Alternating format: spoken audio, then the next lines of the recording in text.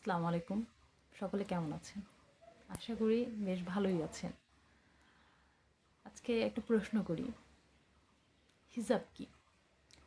হিজাব আমরা জানি পর্দা করা। হ্যাঁ? পর্দাটা কি শুধু নারীদের জন্যই ফরজ? অন্য কারোর জন্য না? বা এটা কি শুধু হচ্ছে আপনার নিজেকে ঢেকে রাখলেন, পর্দায় রাখলেন, এটাই কি শুধু হিজাব? হিজাব কি শুধু কাপড়ের মধ্যেই বা হচ্ছে আবরণের মধ্যেই সীমাবদ্ধ? না। হিজাবের বিষয়টা হচ্ছে আপনার আচরণেও আনতে হবে। ধরুন কেউ দুমুঠো খেতে পারছে না, আপনি তার কাছে গিয়ে বিরিয়ানির গল্প করলেন যে বাহ, আজকে বিরিয়ানিটা তো সেই মজা। এটা না করাই হিসাব। যে মায়ের সন্তান নেই, সে মায়ের কাছে গিয়ে সন্তানের কৃতিত্বের গল্প করাটাই হিসাব।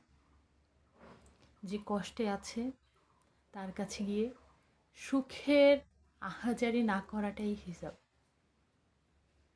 আমরা যদি আমাদের মনকে এতটুকু পর্দার মধ্যে না আনতে পারি, জাস্ট শুধু বাহিরের আবরণটা হিজাবের অন্তর্ভুক্ত না, হিজাবের পরিধি অনেক ব্যাপক। আমরা কে কীভাবে ভেবে দেখেছি? প্লিজ কমেন্ট করবেন। ধন্যবাদ সবাইকে।